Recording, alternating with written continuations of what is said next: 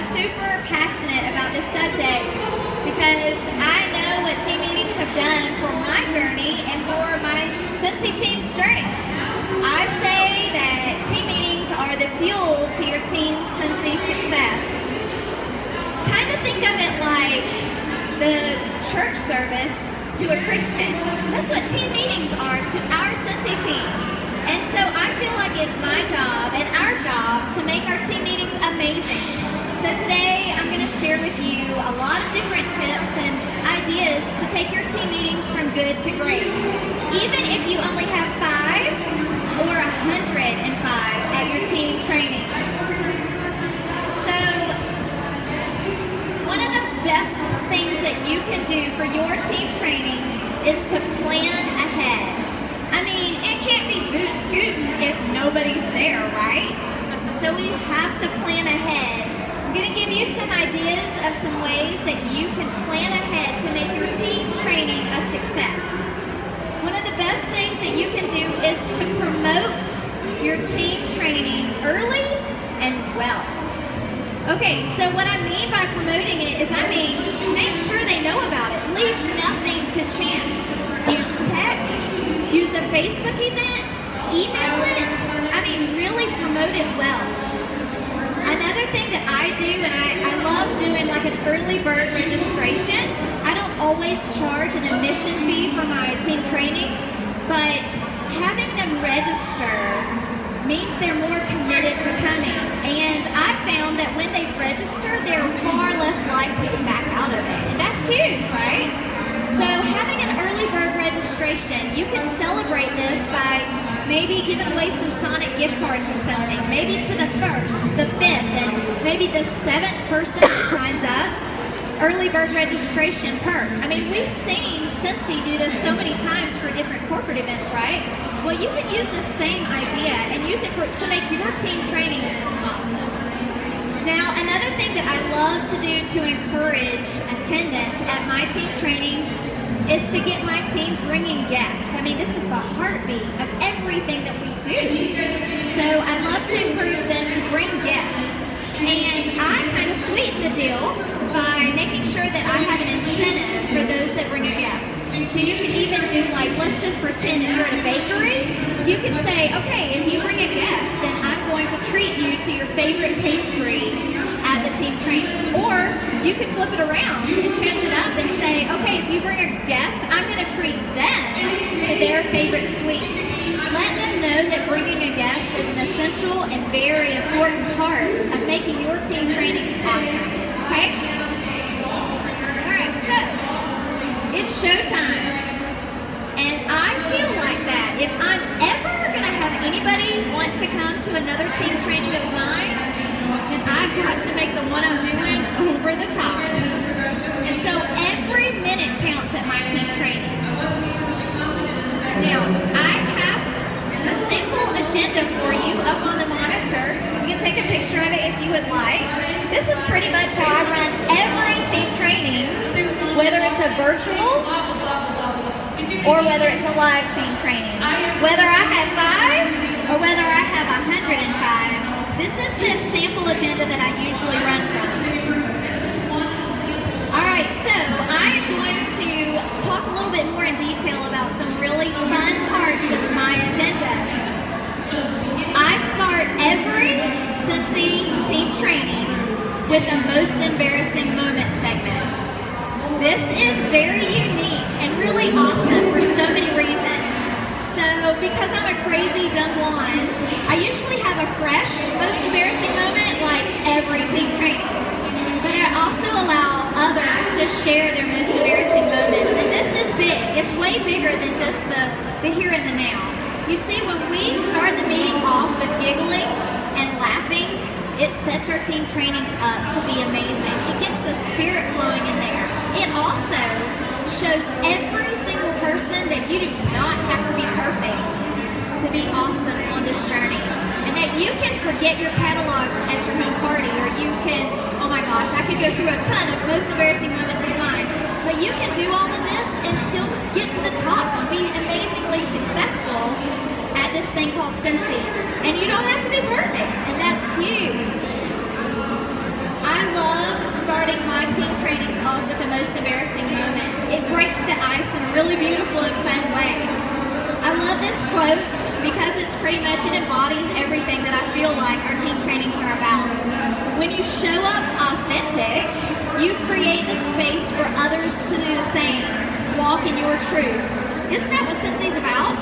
Being ourselves, not being held to a certain standard that we find impossible. All right.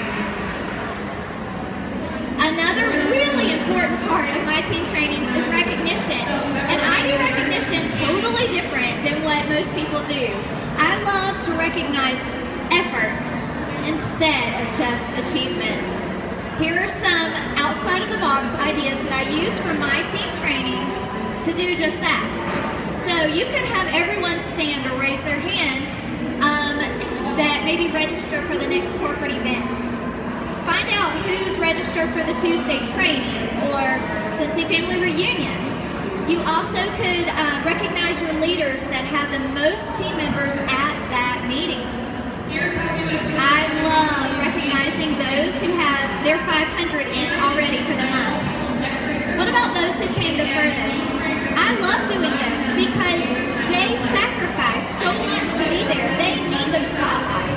So here's how I would do it. I would say, okay, if you drove more than an hour to come to the team meeting today, I want you to stand. And then keep standing if you drove more than 2 hours. Keep standing 3. Oh my gosh, some of you guys drove 4 hours to see me today? And what I found is that they glow. They have sacrificed so much. And when they know that they are important and I can recognize them for their sacrifice, it makes everybody in the room cheer for them and root for them. I love to recognize those with that broadcast because like we already said, that's the heartbeat of this thing, right? And so I love to recognize them as well. All right. Okay, this one's fun. This is probably my most fun. At my team trainings, I do show and tell Cincy style. I was a teacher for years before Cincy, and so I just bring some of the classroom to my team trainings, and it really works, and we have tons of fun. So I do a Cincy show and tell, and before the meeting, I ask 2 to 4 people to bring an item with them that has impacted their Cincy journey.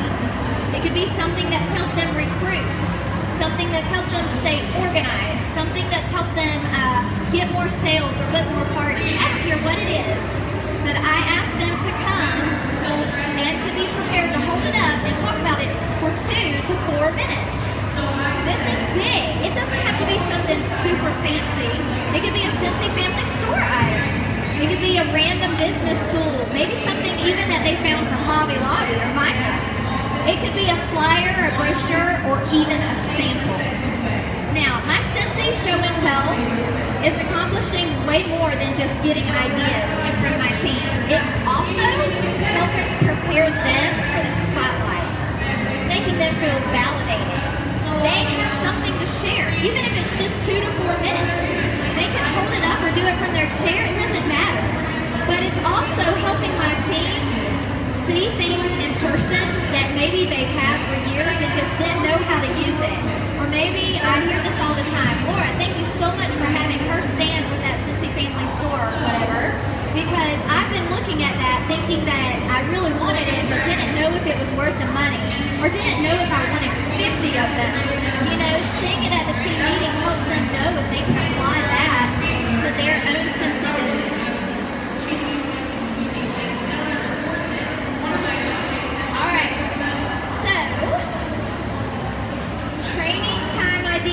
Some of you guys feel so intimidated about training your teams that you don't, right?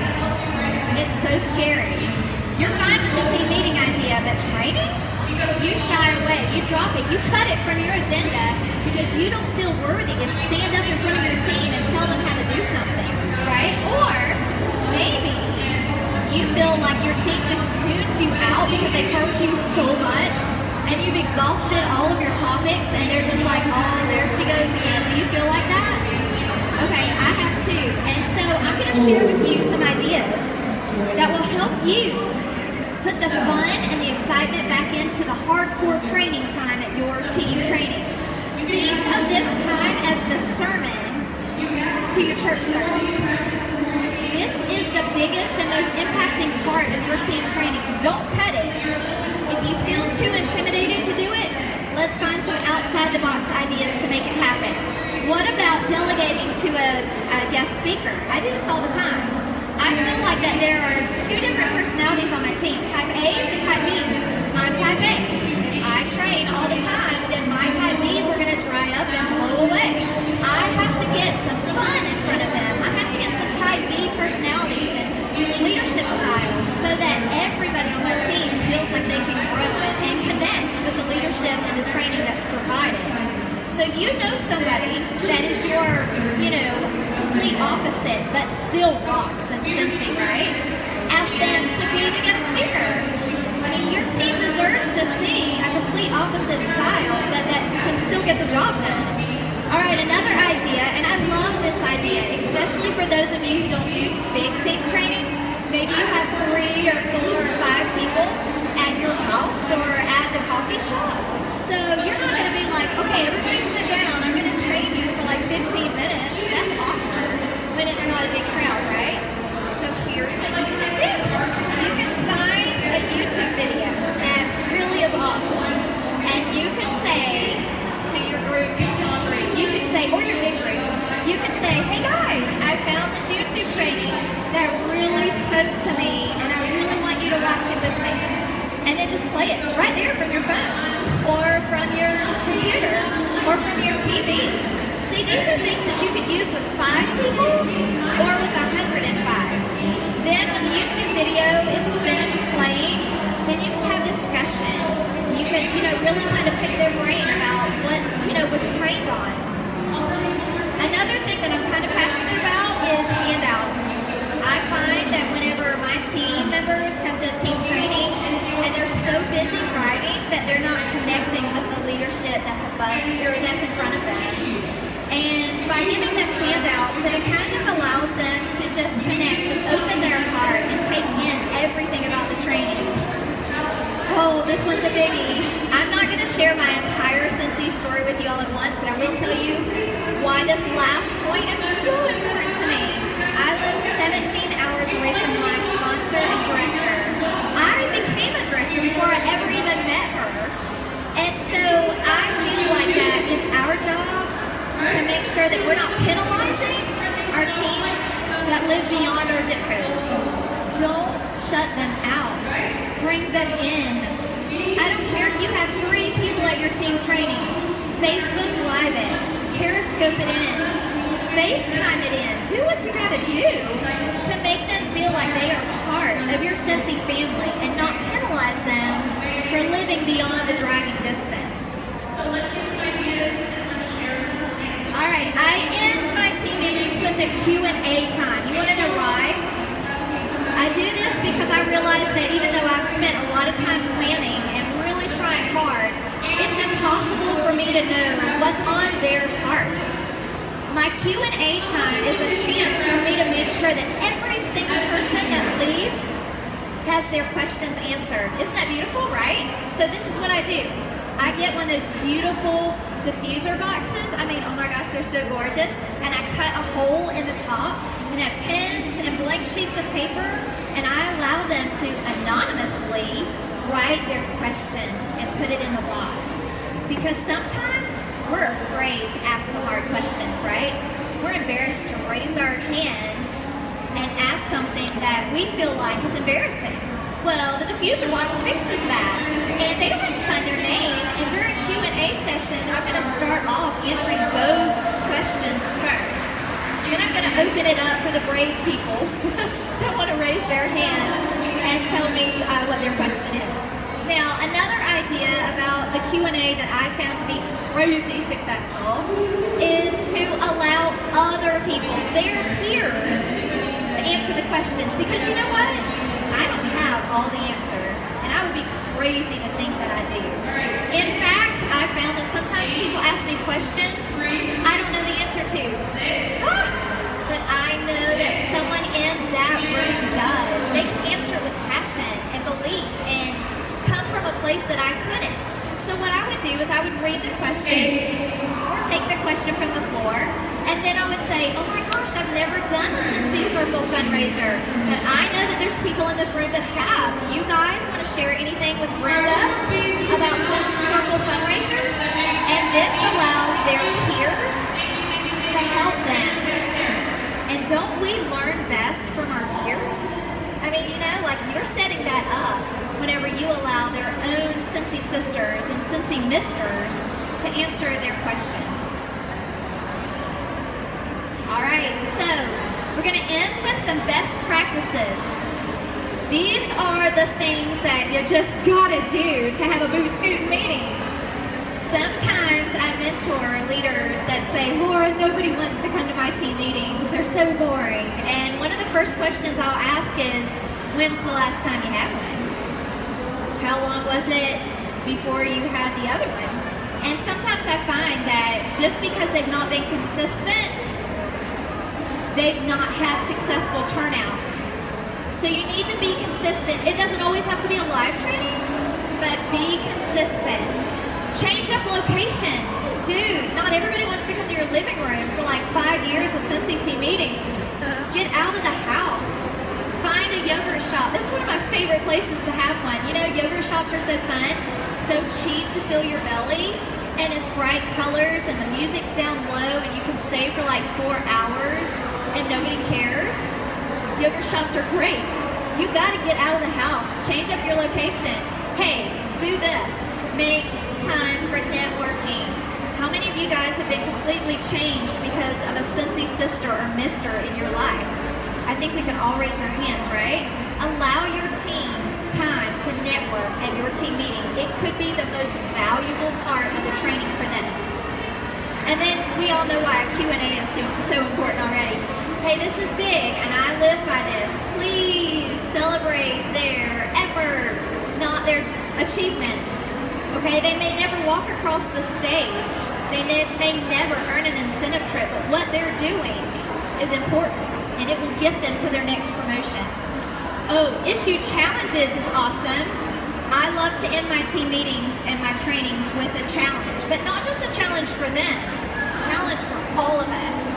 2 weeks ago, I did a team training, a virtual one over Facebook, and I ended it with a challenge for them to put their Cincy story to video. Scary. I had never even done that before. So when I challenged them to do that, I told them, guys, I'm freaking out. I've never done this either. Let's do it together. We have 3 days to put our Cincy story to video. Let's do this. And they knew that I was doing it, and I knew that they were doing it, and we got it done. And there's strength in numbers, guys, right? So when you issue your challenge, find something that you need challenged with too. Do it together. Let them see how you jump your comfort zone, and then you're leading by example and helping them jump theirs as well. All right, some helpful tools. There are so many ways to find inspiration for your next team meeting. The training center, wow, yeah. So even YouTube has amazing ideas and content to make your next team meeting go from good to great. So I am out of time. I hope that you guys got some amazing ideas. Oh, sure. Some amazing ideas and things that will inspire you to not just have a regular old team training, but to have a Boot Scootin' team training. Thanks for being here.